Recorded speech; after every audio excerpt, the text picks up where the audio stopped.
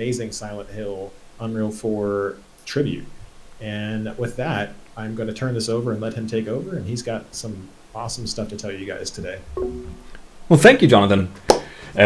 So, as you said, my name is Victor Röhman, and I'm the lead artist at Quixel. And I just wanted to start off by saying thank you so much for the incredible reception of this scene. Made all those hours working on, urine-covered urinals worth it. And yeah, it's good to be back on the stream. It's been a while, and so yeah, before I jump into the breakdown, I thought I'd just sort of run through the talking points a bit. It's a very simple scene, this one, or simple scenes. So hopefully I'll have some time to do some deep dives into the different aspects. So I'll go over the sort of the basic scene in Maya, the application of materials and the modifications I've done to them, some tips and tricks there. Optimization of decals and how to use them properly, layering them, lighting and RTX, post-processing, and grading finally. And then we'll also have, if we have time, some Q&A at the end. So starting off, we have two scenes. We have this clean one, and then we have the horror one. Let me just hit play here too. There we go. We have this horror one. And they are both using the same base geometry. And they just really have slightly altered materials and a whole bunch more decals and, general tweaks like that. And so I'll just hop back here to the clean one and sort of show you the geometry here in Maya. So, as you can see, it's really, really basic. It's, it's really just a couple of extruded boxes. Here's the urinal, and the UVs. Let me show you those real quick here. So, pretty much just some planar mapping going on. Nothing crazy, and that was really the point of this environment. I really wanted to make something that where the like the materials and the lighting does all of the heavy lifting. And for this one, I'm relying heavily on ray tracing in Unreal, and as I said, the material definition. So you might see here the before I go further, I just want to clarify. So we see here that I'm capped at 60 FPS, and that is because OBS was giving me some really hard time with some resource allocation or something like that. So I had to cap the frame rate and so on. But otherwise, when I'm not streaming in full HD, I'm getting 120 FPS in this scene, or in both versions of the scene. So if we start off by taking a look at the materials here, they're all using the basic material that you get from Bridge, which I use to import all the materials. And I'll just show you real quick here, sort of just so you know how they're set up. They're not the cleanest right now, but we'll sort of just go through it from the back here. Pretty basic UV controls. You can offset the different axes, U and V, adjust overall tiling, and sort of that just connects into the different maps here. First up, we have the Albedo, we have the metallic, roughness, normal, and displacement. And for the Albedo, what I did is I added a desaturation node, which is something that I do for pretty much all my master materials, and it just allows me to, by increasing the value here, decreasing the saturation. And then I also added a contrast or a power node, coupled with some a multiply with 3 vectors, so I can control the tint, and finally I have an intensity node here. It's just a constant plugged into a multiply, and that just goes into the base color. So those were really the major changes. Just some extra control for the albedo. And if we jump back here and I adjust a couple of these parameters, such as the albedo int, you can see that the wall is getting darker or brighter. And if I adjust the desaturation 0, it gets more saturated. So those are a couple of things that I prefer to have in my materials, and they're really nothing crazy. But if we take a closer look here, just looks freaking beautiful, especially with coupled with ray tracing. Like we can toggle it on and off. We can see some differences here. If I just the reflections are just so much nicer. If I go down here, where is it? Reflections. Absolutely love it. So yeah, that's pretty much how all my materials look. But so what really does the heavy lifting here are the decals, and they're not really obvious in this scene, I guess. And that is a point. Like I really wanted to try and utilize decals in a very, very subtle way. So if we just open this up here, I have two groups here. And one is just like the general, like everything, and the other one is the gradients. And I covered the gradients a little bit in the breakdown video that we posted this Tuesday. And so if we just toggle this on and off again, you'll see it's a very subtle difference. I can just zoom in here, and you see this very subtle gradient coming up from this sort of tile area. And what they are, like, they're really just a linear texture that I'm using as a decal. Very, very simple material, just 75 instructions, and it's a really nice thing to have. Not only to sort of get more control on top of the SSAO, but also to make that, it's very subtle miscoloration, wear and tear, and dirt and dust accumulation that you get. Like it's like at first glance it's not noticeable, but once I sort of remove it, then the scene starts looking a bit flat, and is something I do occasionally. And other than that, we have a whole bunch of these sort of cracks and like grime, like mold decals, some more cracks. And the fun thing here is that I'm actually using like most of these are actually asphalt decals, but they work really well for what they're being used for. So what I did is I actually just removed the color.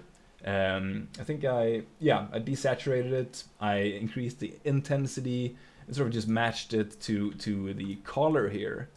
So it's you can save some performance by sort of reusing stuff for things they're not intended to be used for. And everything here actually uses tileable materials. There is nothing that is uniquely textured. The sink, the urinals, the walls, everything is just tileable. So I've tried to keep it optimized, and so that brings me to my next point, and that is the decals. Got a lot of comments. Obviously, as I said before, I got a lot of really nice words and compliments, but I also got a lot of questions about like performance with the decals. And the amount of decals that I've used, they didn't really affect the performance at all in my scenes. But I thought I'd just sort of go over the some basic information regarding decals and how they work and sort of what you should keep in mind. And you might think that applying a decal, so let me just real quick just show a decal to someone who doesn't really know what they are. So this here, this paper, this poster on the wall, this is a decal, and it's basically a projection of a material onto another surface. And so one might think that the more complex a static mesh is, the more complex and heavy the actual decal projection is. But that is not the case at all, actually. Yeah, the mesh that they're projected to is really irrelevant. What does matter and what can affect performance is if you have a very, very big decal. Like the more screen space a decal covers, the more expensive it is. So, and by screen space, I mean like how big the bounding box is.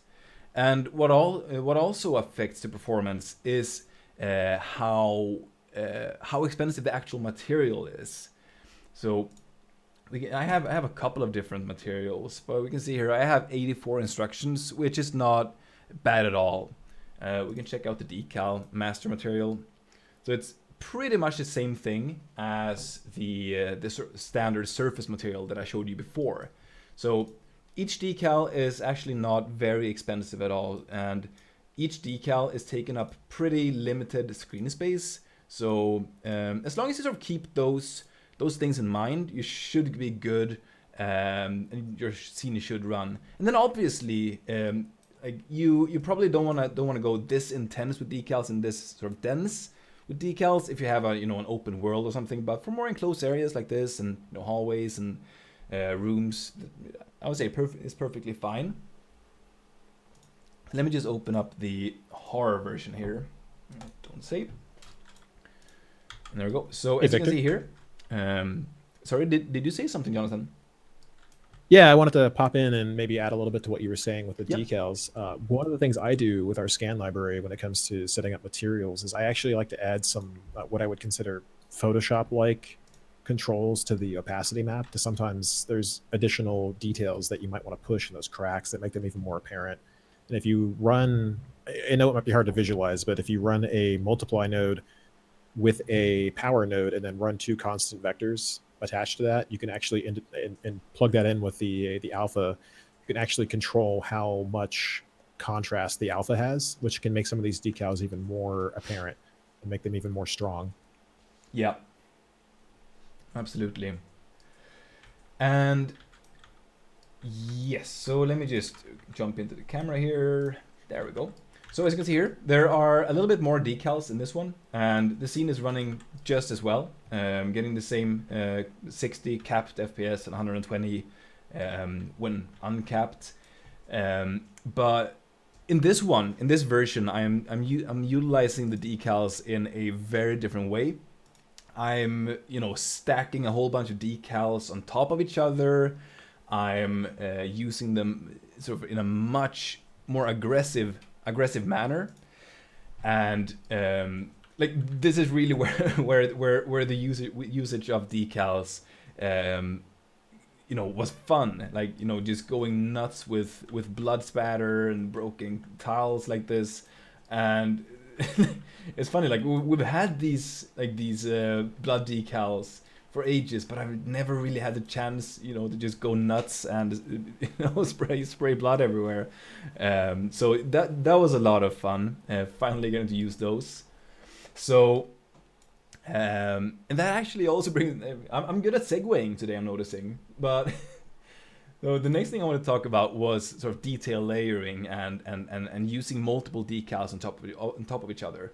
So that is a time when it could be a bit heavier, and where you want to take a little bit more care. So obviously there's going to be overlapping with the opacity, but same thing applies. Like it's the complexity of the material, and it's also the size of the actual decal. And on top of that, to sort of do the actual layering, so let me just find a good spot. So down here I'm going pretty crazy with all kinds of decals. I have these small pebbles, I have the blood, I have the broken tiles, I have some, it's like, yeah, you can see it's a whole bunch of decals down here. So what I had to do in order to control sort of which one is being shown first and which order, it's really, really simple. It's something that I found out a little bit too late in my career. But yeah, it's just sort order. Basically, the higher you put it in the order, the higher it, like the further up in the layering, so to speak, it shows up. So yeah, you can see here like the this rubble is below the blood for some reason. That's probably just my mistake. It should be above. But yeah, so if I just choose this one, so the blood here, this blood is at the bottom. So you can see everything is above this one, and this one is at the 0. So that is the way that worked, and you can see here I've used this layering all across the walls and all across the room. I've gone pretty crazy with it here, decal upon decal upon decal, and it works really well. But the key to doing this is, or at least in this case, obviously it differs from project to project, but is to be subtle. So this where is it? I think it's this one here. Yeah, the mold.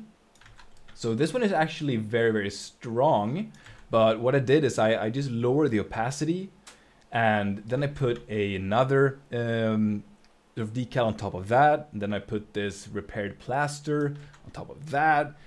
Everything with slightly lower opacity than the other, so it sort of just builds up and looks really realistic and believable. At least I think so. And yeah, that, I mean, I guess that goes for pretty much everything. Like, don't be subtle. Like, don't overdo it. Yeah, Jonathan, did you have anything to say? Yeah, so we mentioned this last week in the call with, I can't even remember his name for the life of me. Jack. Yeah. Jack. Gosh, I feel so silly. And with Jack, we were talking about how a lot of these details are just, you have to approach this as though you're sculpting something or you're drawing something. When you're putting decals on a wall, true, a lot of that is done for you because the decal is the final product in a sense. But how you apply them and the way that you did this is you approached it in a way that most artists should approach things. You start with the block out form, and then you continually refine until you get to the fine details. If you immediately go for that fine detail, all that stuff that you put on the wall there would have just looked overpowering, and it wouldn't have blended together very well. Yes, exactly. So the way you did it is brilliant. I mean, it really just highlights how strong a decal based workflow is and how much it can push the visual fidelity of these scenes. Thank you. And so, but then on the other hand, there are areas where I use decals really heavy-handedly and where it actually works really well. So actually, if I just toggle the decals on and off, you can see just how much they add to the scene. So here with it off, and here they are on. So you can see it just transforms the scene entirely. Like this is, if you sort of look past the grading, this is very similar to the clean version, and so really the decals is what transforms it. So what I was saying before about the decal where I was really heavy-handed was this one, for example. So if I toggle this on and off, you can see like it's a really strong decal, and I've really boosted the normal information, like normal strength in it, but I think it looks good. Like unless you go extremely up close at an extreme angle, I think like this works really, really well, and can save you a lot of geometry data or geometry. So I use the same thing over here, this one here. But I'm doing the same thing here. Like I'm layering. So I put this like thin crack in the middle. There as well, and sort of accentuate the middle part there where there's supposed to be like a separation between the tiles, etc. And so how could you optimize this? So I was I didn't do it, but I know I really wanted to. But yeah, I had some other things on my table, so I didn't have time to do it, unfortunately. But what you can do is you can very easily sort of just merge a bunch of these decals together in Photoshop or whatever tool you want to use. Like you could take all of these decals, just make one mega decal out of it, or maybe not the last one that I chose there. There we go. So then you just have one draw call instead of these 5, I think it is. So that's one thing you could do. And if you if you really want to do a decal heavy workflow, you can do deferred rendering using deferred decals, and that's gonna really make it cheap and performant. Yeah. Do we have any questions regarding decals, by the way, before I sort of move on to the other parts?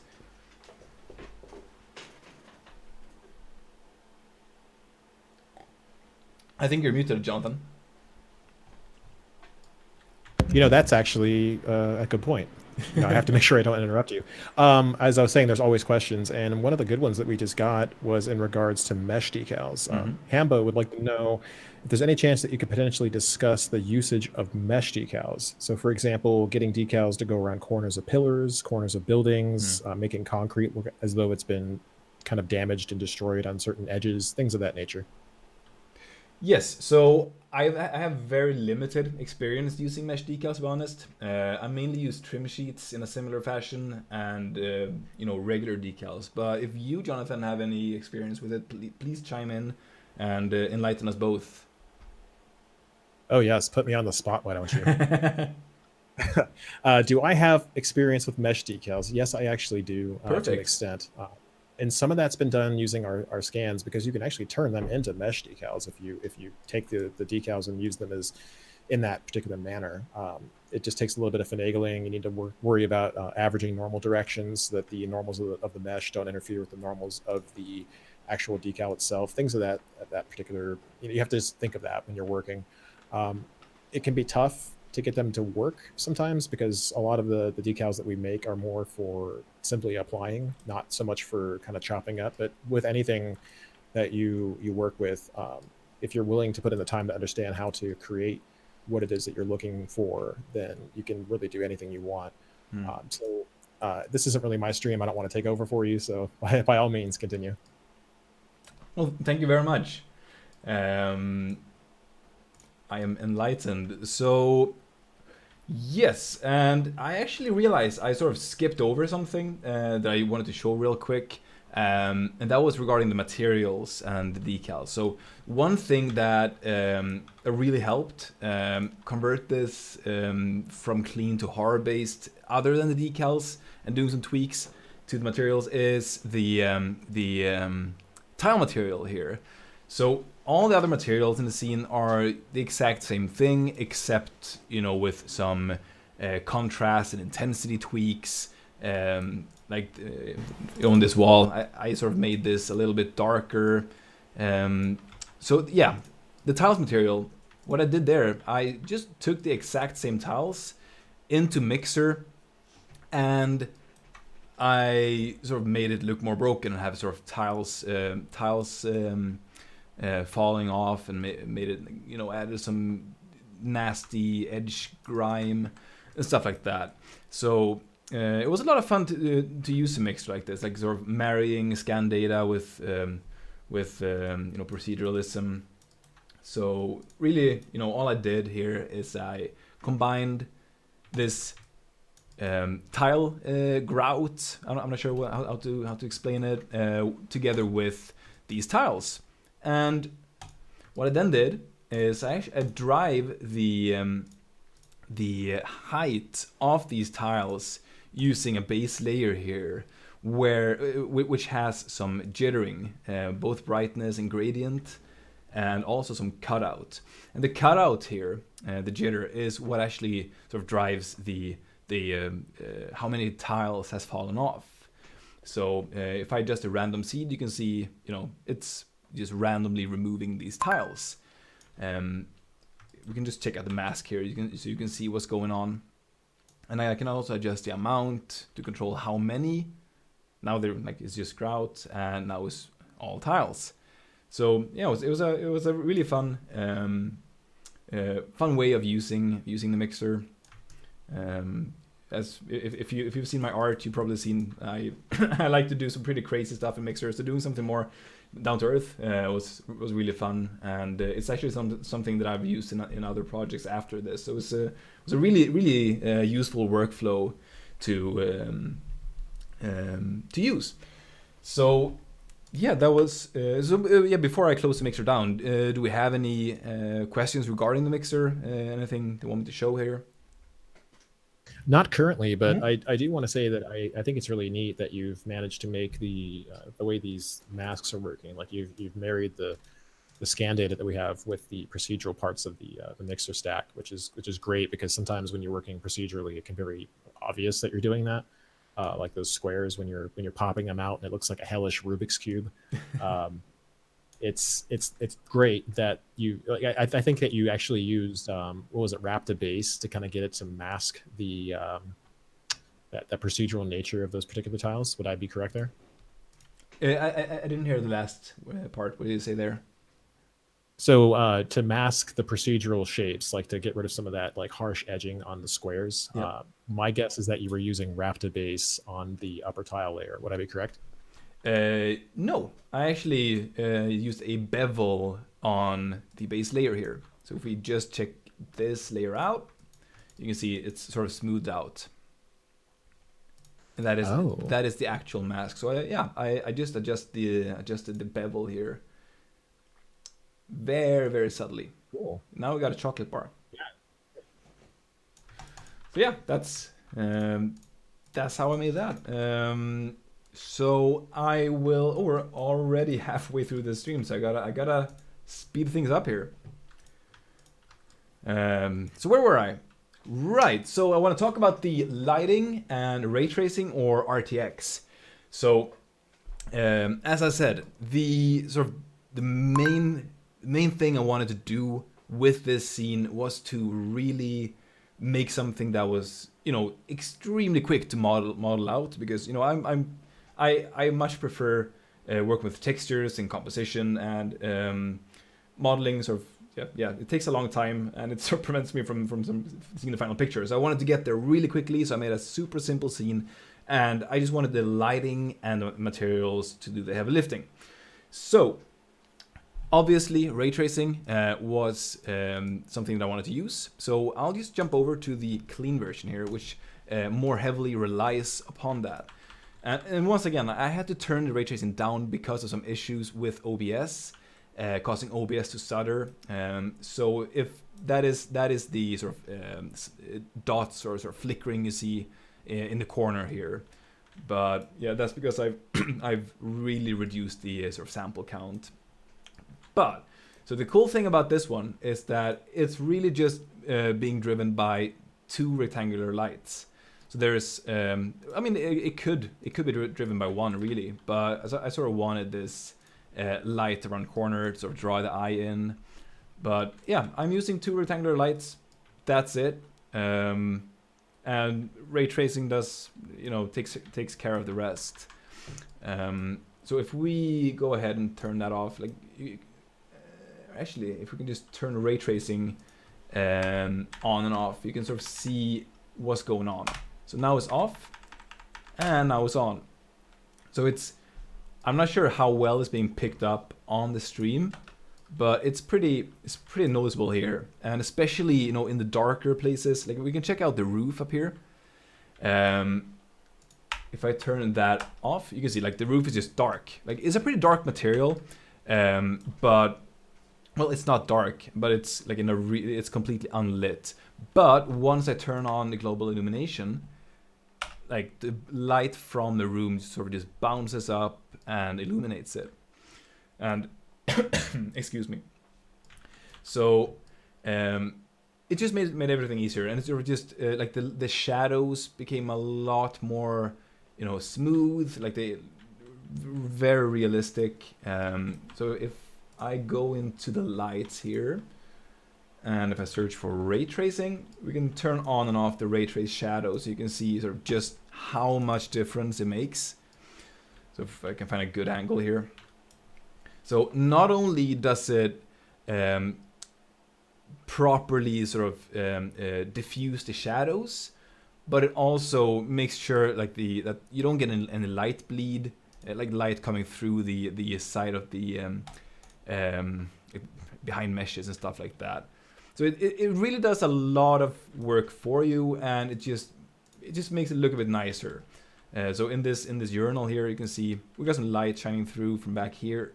If I turn the shadows off, back on, it just sort of just makes it look watertight and beautiful.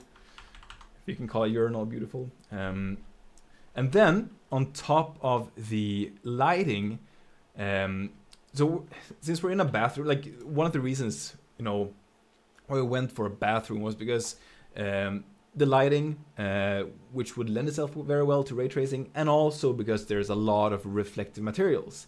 We have the tiles, we have the sort of lino floor, we have mirrors, we have porcelain. So, like, there's so much stuff that's reflective. So if we turn reflections off and on, you can see just how much you get from that. I'll drink some tea here. So you can just turn that off and on again. So off and on. Nighttime, daytime.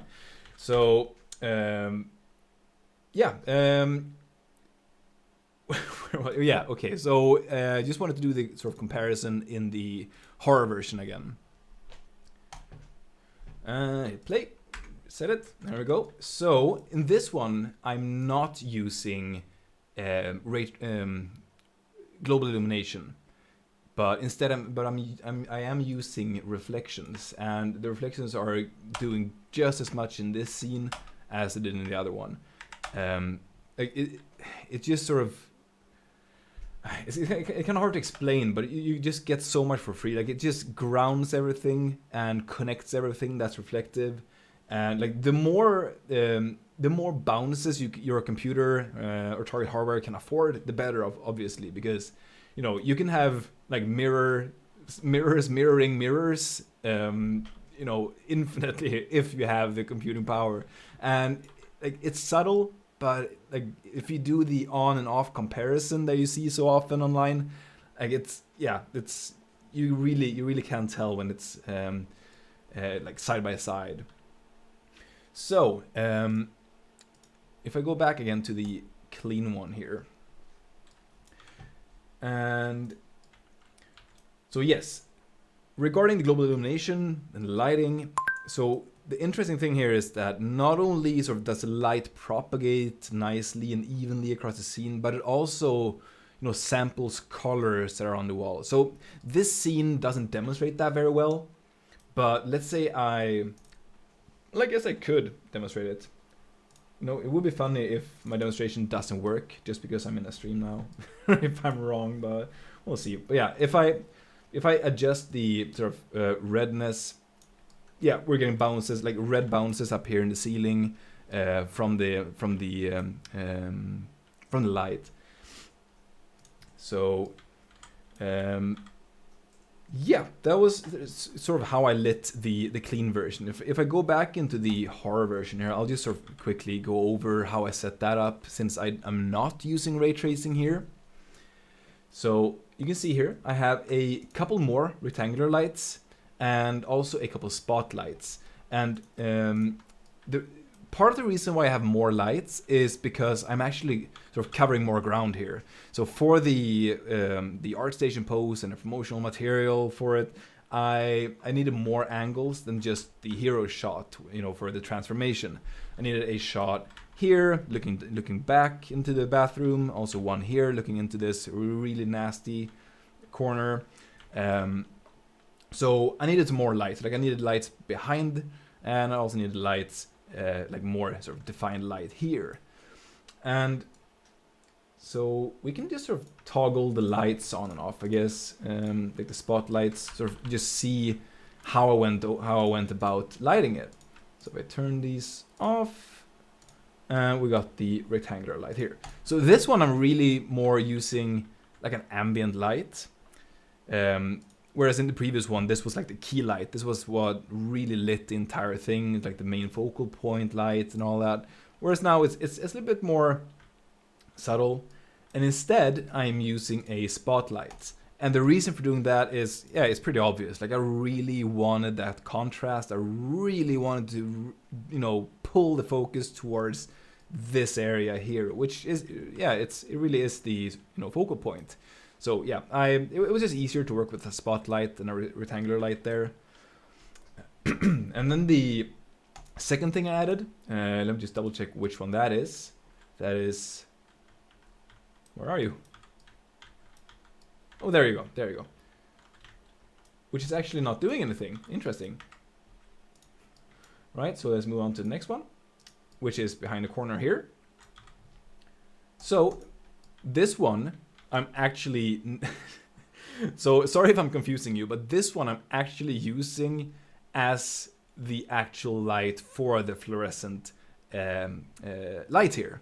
So I'm like really powerful, really high intensity, and yeah, it really works together with like the general darkness in the scene, and just sort of having this, really overpowering, almost sort of sour light, like the whites become, almost crunched there. It sort of just gives you that horror feel. Then I also have a spotlight here, which I sort of is used to add a little bit of bounce to this door here. Some fake GI. And that's really all. Oh yeah, this one of course. I love this one. I know it makes total like no sense at all to have this light on the floor here, but it just looks so damn cool. Sorry about my French. So if you can see like it's just casting these beautiful shadows behind there, and the way that I'm sort of faking. Well, not faking, but like the way I'm getting these softer shadows is because I've increased the source height and source width. So like you can make them sharper, or you can make them, like I absolutely love these rectangular lights. I think they were added like 2 versions ago of the engine, and they're so powerful. Like when I discovered this, I was like, yeah, mind blown. So, and these are all like, there's no baked lighting at all in the scene. Everything is 100% dynamic, and yeah, it's running really well. And so yeah, do you have anything to add, Jonathan, before I sort of move on from the lighting? So we have a user question that I'll hop onto in just a second. But in terms of lighting, I think it really speaks for just, modern engines, regardless of which one you use, because pretty much all of them use physically based rendering now, that you can get away with such few lights. Yeah. Whereas, when we were younger, right, we had to put a bunch of fill lights in everywhere to simulate what actual reflections would look like. Mm-hmm. That we're able to do this with just a couple of lights, and the reflective qualities of the PBR system just bring everything. Like, it's not perfect, but it's so close. Like, it's almost indistinguishable from reality in the way it works. Absolutely. So that's just awesome. I love it. Mm-hmm. I love that we're in this time where we can make this kind of art without having to go crazy doing it. Exactly.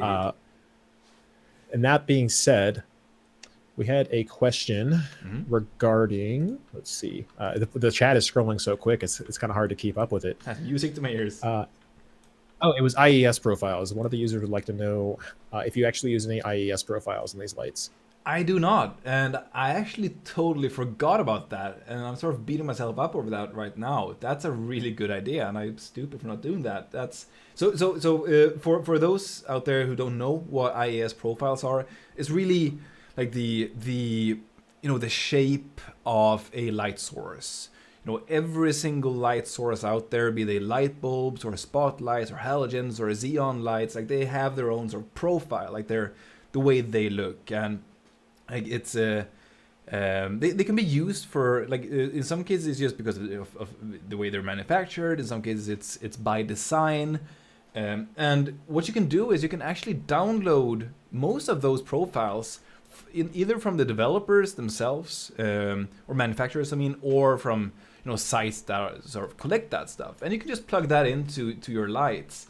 So if I take my spotlight here, just search for IES, I can just plug a texture right in there, and the light is just gonna the appearance of the light is gonna be transformed.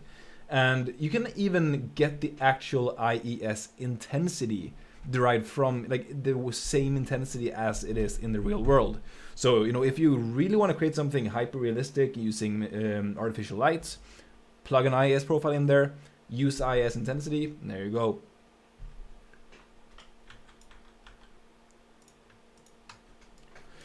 Yeah, IES is amazing. Yep. If you guys didn't know too, IES can be found on pretty much almost any manufacturer's site. I'm pretty sure you just mentioned that. Yep. But the ability to just get, I'm surprised that they offer it for free. It's almost like proprietary lighting data, you would think. Exactly. I guess it's copyrighted, so. True. That is very true. Yeah. So you were going to talk about post-processing now, right? Exactly. So post-processing and grading. So if we go back to the clean one, and don't save, and hop into the camera. So what we're seeing here is really sort of the stock camera. Like, it's not, there's no grading, there's like nothing going on at all except the default camera. And if we hop into the cinematic camera, we can see there's a little bit of stuff going on, but it's nothing too dramatic. So we can toggle the grading on and off. Like, yeah, it changes the sensor width as well. But generally what it does is, let me just turn the GI on. So really the main thing that it does is just a very, very subtle, like, color temperature shift. And we can actually take a look here if we can find something that's obviously changed, but I actually don't think I did much here. Yeah, changed the white balance from 6500 to 6300. I adjusted. I actually have a color grading lookup table here. Interesting. So 0, 1. Yeah. So it's going from very muted. So yeah, my mistake there. I did make a little bit of difference there. So what I did here is I have a very, very dull version, and I'm adding some contrast.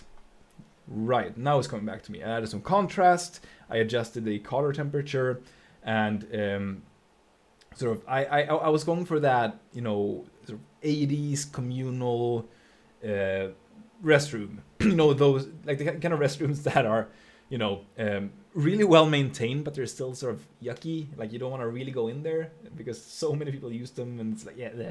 So yeah, I wanted to sort of get that sort of color with the grade. Yeah, it's nothing too dramatic.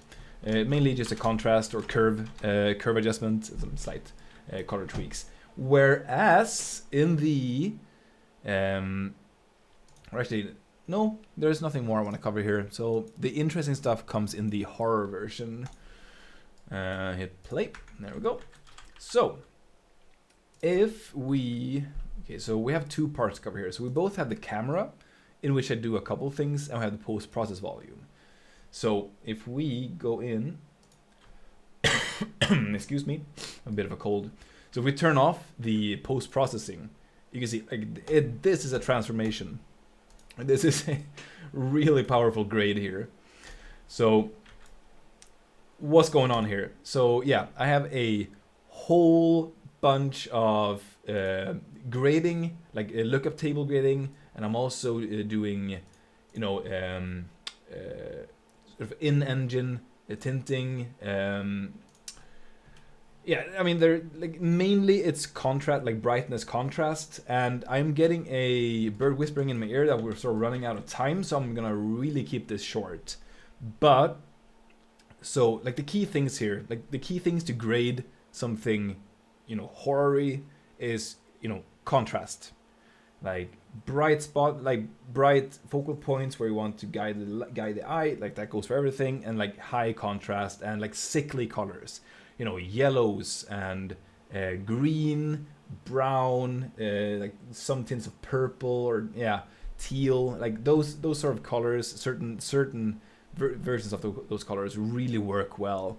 So I really went for that sort of yellow, like sickly yellow, like like sick skin, and like this like blue, so, and I accentuated those colors in the grading. And the second thing that I wanted to talk about was the post processing. And really main things I did here was I adjusted if I jump into it, I adjusted the what's it called, grain. The grain. So in the clean one, I barely have any grain at all. Whereas in the horror version, I have a lot of a grain that's sort of flickering. I'm not sure how well it's picked up in the stream, but yeah, it's there. And I also added some chromatic aberration, like 0.15. Like I didn't want to overdo it, but a little bit of it. Like chromatic aberration is a typical sort of horror post process, like especially in jump scares in games.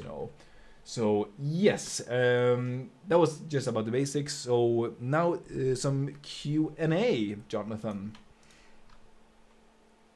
So this is really some Q&A from me, but I'm sure as the as the audience kind of hears what we're talking about, they're going to chime in too, and I'll bring in their questions as well.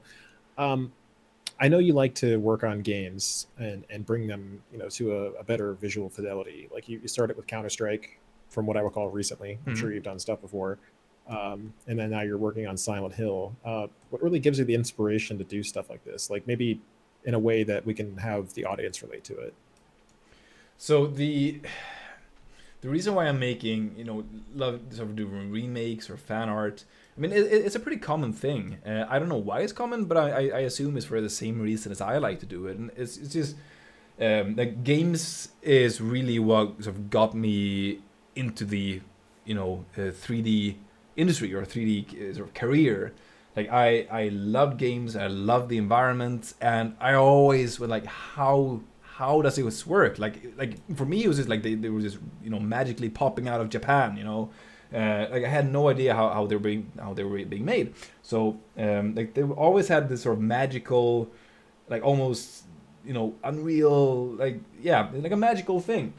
So when I started learning 3D, I was like, whoa, I can actually recreate these things that I love to run around in, and I can sort of do my own spin on it. Like I can maybe I can even make it better in some cases. So yeah, I guess like long story short, I guess that is the reason. Like it's what got me into it, and I can sort of redo it with my own touch. A pretty in-depth explanation for that. That's great. I've had the same experiences myself. I make art on the side. That's not my primary role here at Quixel, but to me, I kind of feel like I need to just do it to make things like what you're making, just so I can feel, I don't want to say useful, but just to feel like I'm running with the pack and keeping up with you guys, because you guys are setting so many trends with these scenes that you're making. It's amazing. So unfortunately, like the chat seems to have disconnected, so I've gotten a relayed question from I Follow You Leet. You'd like to know, have you guys tried using any custom Unreal Engine builds with included new features like VXGI by NVIDIA, GameWorks, etc.? I tried a branch, like personally, I tried a branch of the VXGI. I barely had time to play with it, unfortunately. But yeah, it's unfortunately, I don't have that much time to play with the sort of experimental branches as much as I'd like to. And so since the chat disconnected, I actually fortunately prepared a couple questions from the comments on the breakdown.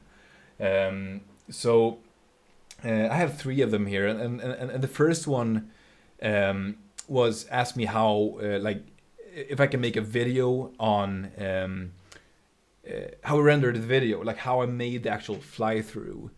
And So the way I did it was using the Matinee, and there's really nothing special about it. So unfortunately, it's like everything's disconnected now because I'm in a different scene. But basically, what I do is, I like in here, I select the camera, I hit like a starting point, keyframe, move to the second point, keyframe, and there we go. So then I have like this interpolation between those 2 points in space. When I'm happy with that, I just hit render this movie, save it out, and there we go. So what I usually like to do is I render at a very high resolution, high quality, and then I can then you can downscale, add some sharpen in your video editing software, whatever you want to do. But in broad strokes, that's what I did, and I think we're actually gonna be making a video on how to make videos like this. Please don't quote me on that, but yeah, if I remember correctly, that is something in the pipe. And the second question is about my PC configuration. So right now I'm running on my home PC, like my personal PC, and my personal computer, and that is running an i9 9900K. CPU and a 2080 Ti GPU and 32 gigabytes of RAM. So it's a pretty high-end computer. And also some questions regarding like if you need an RTX card to run this. You don't have to, but it's recommended. I think it's anything from the 2060 and upward, which is sort of recommended. But yeah, so you can run lower, like in the 10 series, certain cards. But wait, no, sorry, it's 1060 you can use for RTX from the 10 series. But yeah, it's on a different architecture, so you're gonna get lower performance. So that's something to keep in mind. And then we got a very general question as well from a couple people in the comments. That I thought I'd touch on, and that is sort of I'm paracoding here. I'm sort of merging a couple of questions together, and that was sort of how to get started as a beginner. And it is this is a very, very big topic, and like everyone has their own opinions on this. So I'll just try and keep this sort of short and sort of to the point.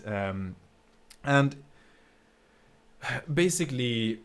So I'll give you my story, sort of how I got started back in the day, when the dinosaurs roamed the world. So I started really broad. Like I wanted to dabble in everything. I made characters, I made environments, I made weapons, vehicles. I mean, you name it. I made everything. And as I learned more and more, I started, noticing not only what I was sort of naturally adept at or good at, but also what I found to be fun and satisfying, and sort of gave me the results that I sort of envisioned, and that was environment art. Like I absolutely enjoy doing it, so I started focusing on that. So I started broad, and then with experience I narrowed it down, and like at this point, I'm like almost exclusively working on environments because I absolutely love it. And the more you focus, the better you can get at that thing. With that said, I'm not saying you should just do one thing, but you should try and focus on one thing so you're really good at one thing. But you should always, keep doing the other things as well. Sort of, stay on top of the game, and so you can do more things for your personal projects. And so that was one part of it. It's like, try everything, narrow down. And secondly is that like while doing all of that work, and I wish I was better at this, but like the more I do it, the more I notice like I should do it more. And that is to go out, look at the world, and bring a camera with you, because like you need to build that mental reference library. And in my opinion, the best way to do that is by using a camera, because that allows you to really observe the world in a different way. because you see the natural beauty in a different way, at least in my opinion. So, you know, go out, bring a camera, just take a look at stuff. Because if you have a big sort of mental library, that's gonna improve the quality of your art, because you know how things look. You know when things aren't looking the way they're supposed to look. That's very, very helpful. And then, you know, I still do, like, read and watch tutorials and live streams. Hello. So just like consume every single bit of knowledge there is out there. Like if you have breakfast, you know, you can just like instead of listening to a podcast, you can like put on a tutorial or something. Just watch and, you know, learn new things. And even like you never know everything. There's always something new you can learn. That is just a fact. And then find inspirational artists, artists that sort of make you want to go like, hey, why am I even doing this? Like they're so good. Like I don't even compare. Like find those people and strive to be as good and have them inspire you. Don't have them like don't feel disheartened. I said this in another stream. Like just because someone else is good doesn't mean just because someone else is better doesn't mean that you're worse. Like they're better, like, but you're still as good as you are. Like you're not getting worse because someone else is getting better, you know. So find those inspirations out there, and be inspired, not disheartened. And then, you know, the absolute biggest thing, and this goes for every single profession, every single skill, and you know, hobby, is just keep at it and don't give up. And it's the biggest cliche out there, but that is the reason why, like, a lot of people, like some people don't get good. It's because they don't keep practicing. So just keep in mind, it's a marathon and it's not a sprint. So, you know, you're in it for the long haul. So just keep doing it and just keep growing. Very inspirational stuff, Victor. Very. Well, thank you.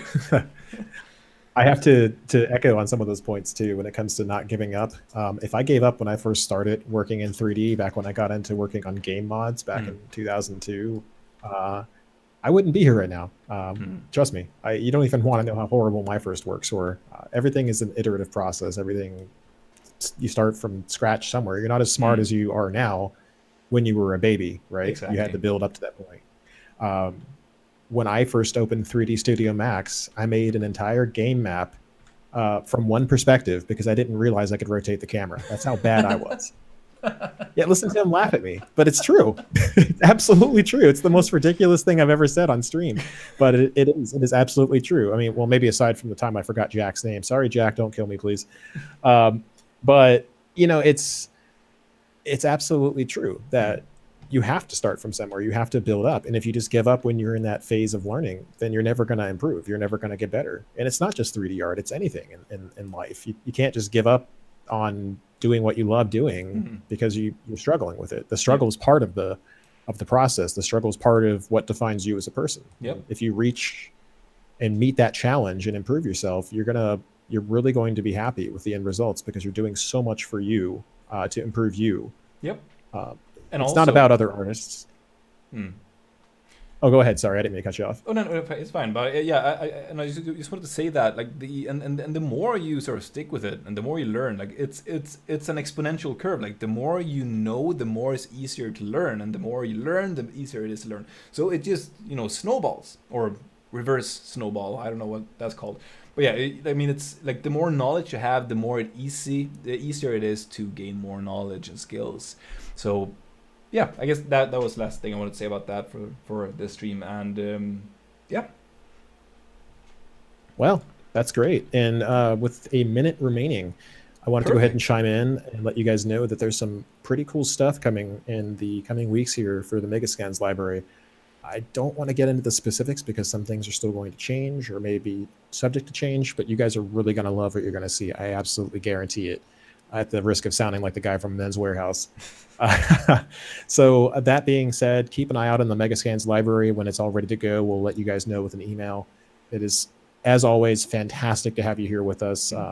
Victor just stole the show. So thanks for being here, Victor. Yeah, thank you all for watching. It was an absolute blast. Can't wait till the next time. So yeah, thank you all. very much, and we will see you next time. Right. Well, Bye. I'll see us next time. I don't know about you. Yeah. All right. Bye. You'll be back. Yes. See you later, guys. Thanks See again. ya.